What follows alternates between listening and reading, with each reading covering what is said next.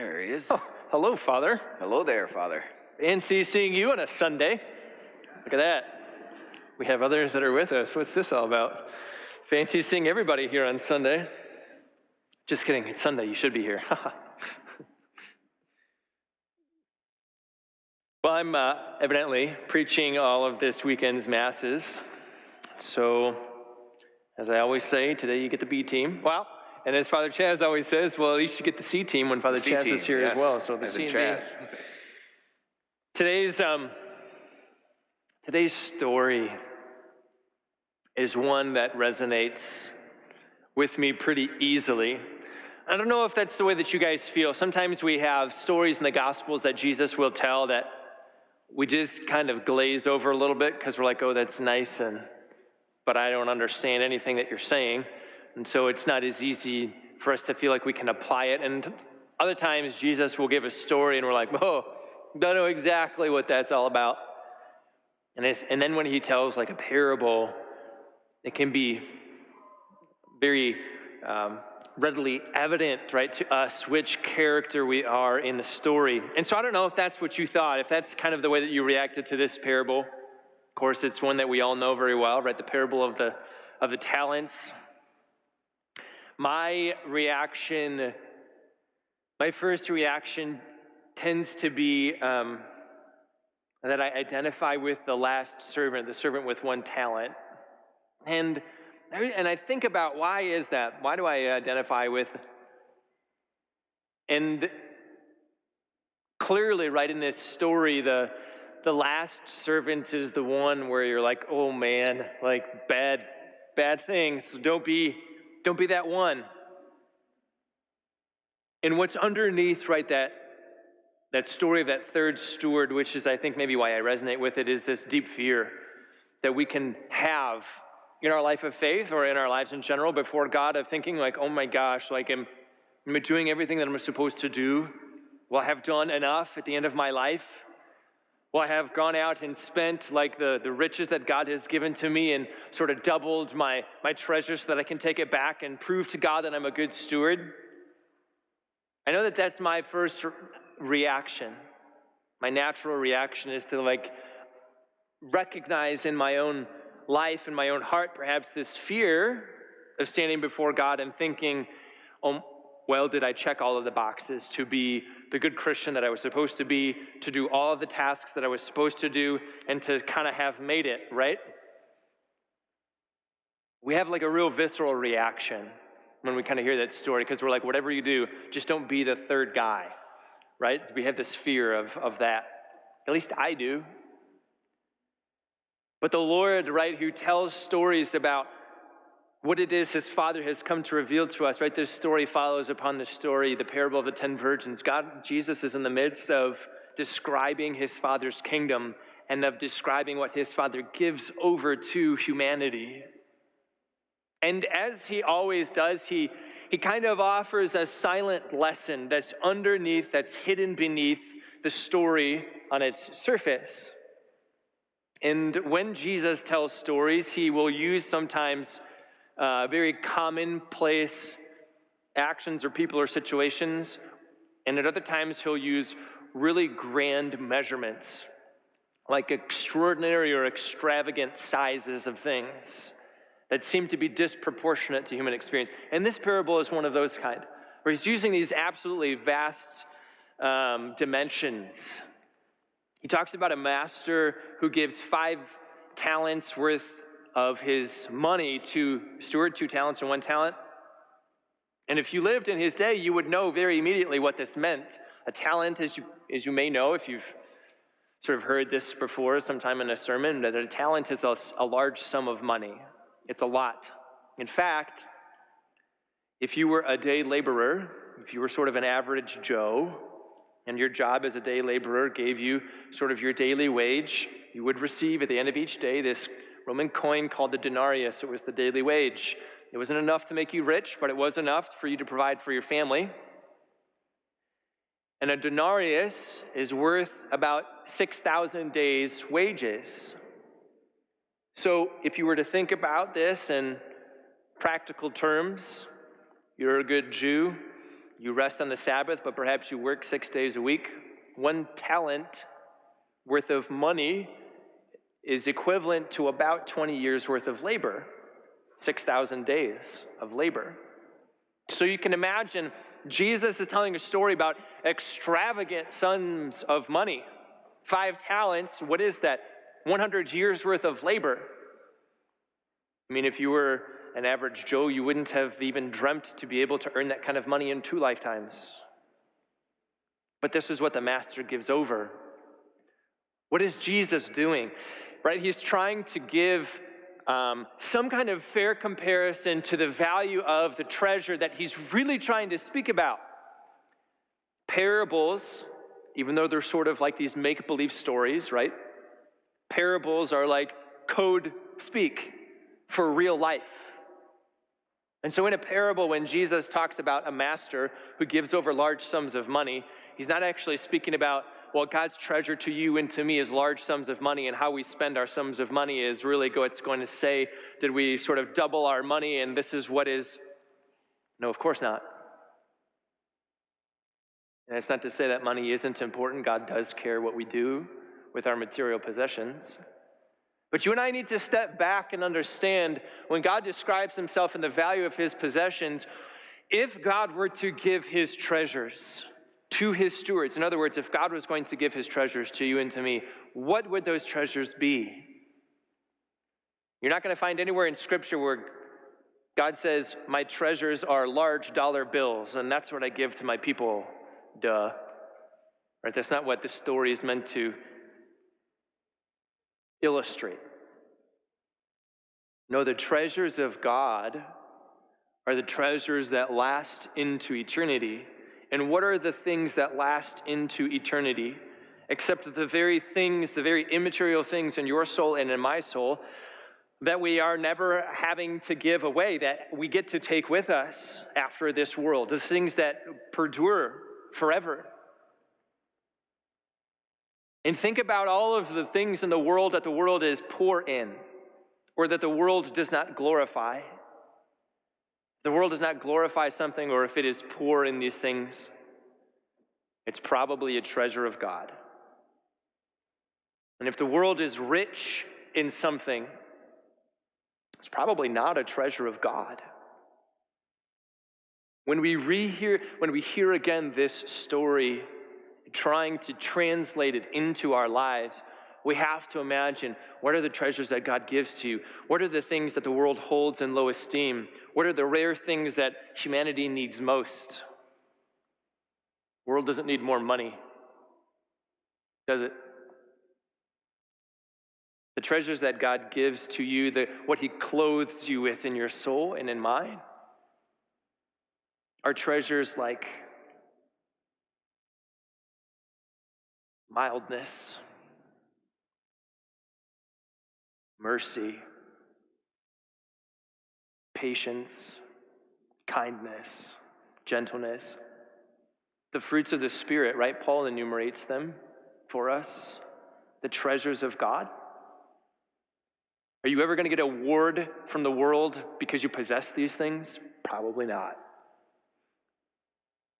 But are they high on God's list? Yeah. And this, I think, is what helps me to address sort of my own natural reaction, maybe your own natural reaction, is to how sometimes we can translate this story into our own life of faith, because in our own life of faith, we can hear this story and we can say, oh my gosh, like, I don't want to be wicked or lazy, so I got to make sure that I pull up my britches and go out that door, and it's my job to make sure I, dot all my I's and cross all my T's, and I need to get out the list of here's all the things God has asked me to do, and if I don't do X, Y, and Z, it's never going to work out for me. Rather, when I was doing a little bit of research on this parable, I came across a poem, of all things, by the poet John Milton. For any of you that remember, way back in your middle school or high school days, the 17th century English poet. He was one, amongst of his works, he wrote Paradise Lost. Maybe that's a title of a work of literature that you can at least recall. Yeah, that was also written by him. Well, as it turns out, John Milton who was a spiritual man, actually loved this parable of Jesus more than any other. And his fear, turns out, was also the fear that I have when I first sort of read this kind of parable. And he wrote a poem about it. And I want to read you the poem. It's not very long. But it's sort of his own heart's reflection on how he understands what God was saying to him through this story of Jesus. He named it Sonnet 19. I've never read it in my life before yesterday, but I think it's beautiful. And this is what he wrote. He wrote, "When I consider how my light is spent ere half my days in this dark world and wide, and that one talent, which is death to hide, lodged with me, useless, though my soul more bent to serve therewith my Maker, and present my true account, lest he returning chide. Doth God exact day labor, light denied? I fondly ask. But patience, to prevent that murmur, soon replies, God doth not need either man's work or his own gifts, who best bear his mild yoke, they serve him best. His state is kingly, thousands at his bidding speed and post o'er land and ocean without rest. They also serve, who only stand and wait." And that's what he wrote about this parable. And as I read that and sort of deciphered it, and I was like, wow, that really kind of hits home to kind of how I feel about it. What is he saying? He says, I come and I consider my life's journey already now half spent in this dark world, and that I have this one talent, which the parable says is death for me to hide, and yet it seems to be lodged within me, useless, even though I bend my soul even more to serve my Maker, so that I can present to him my true account, lest he come to return to me and chide me for my laziness. And then I asked to myself, does God exact labor from me?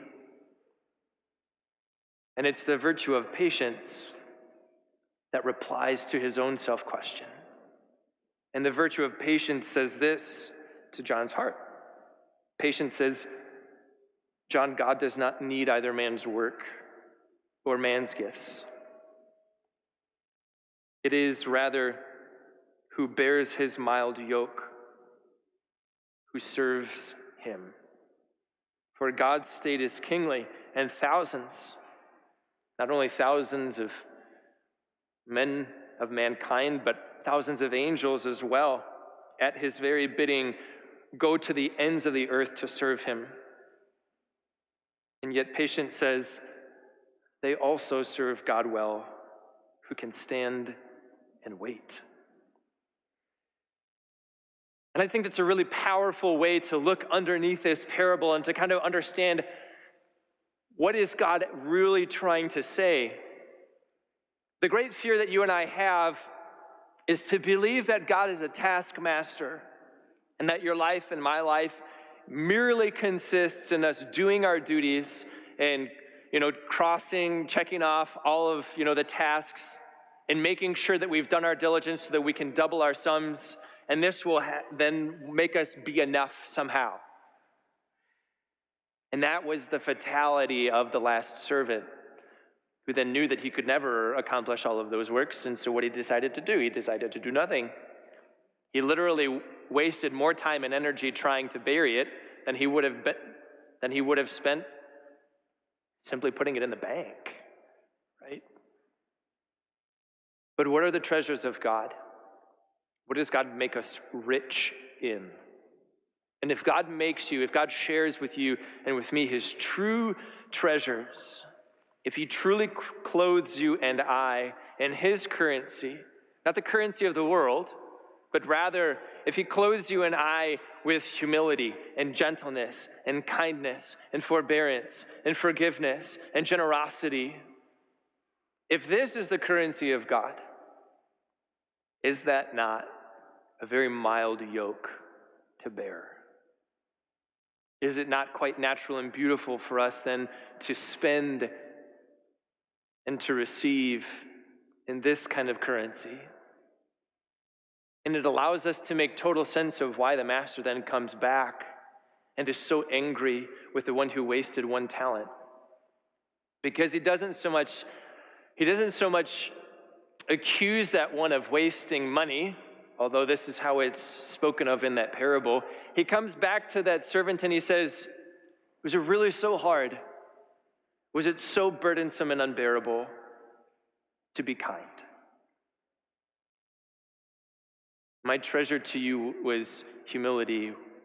Is that heavy? My treasure that I gave to you was mercy.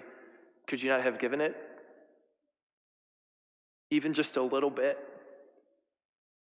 And that was the one's shame. He said, no, not even a little bit. I didn't give any of that.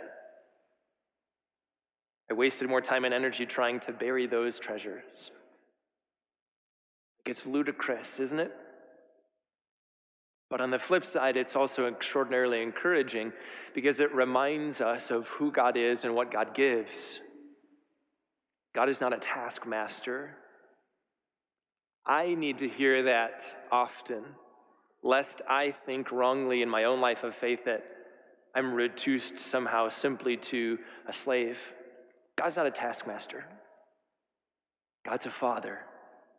And the riches that he gives to you and the riches that he gives to me are nothing than his own attributes, nothing other than these, right? Goodness, kindness, mercy. And it's actually quite beautiful and quite easy for us to spend and receive in these kind of treasures, which, by the way, if you didn't know it, you're doing right now. The greatest treasure that God gives you, that you receive and then that you return, is happening every time you sit in a church on a Sunday. And how hard is this? What do you actually have to do? Well, you have to sit there. You get to kneel. You get to come forward and you get to receive. You simply get to place your heart and your heart's desires before God. It's that easy. And this is what God values immensely. And so that gives us cause, in the end, to do this. Not to fear God, but to trust him. And to be encouraged that what he has given us to multiply in this world is his treasures, which are mild and beautiful and actually quite natural and desirous for us to spend and to receive. You feel full at the end of your day if you've given kindness and received kindness. You feel full at the end of your day if you've given generosity or received generosity. You feel full, you feel rich at the end of the day if you've given mercy or if you've received mercy, because these are God's treasures. And they are exactly what make us live forever.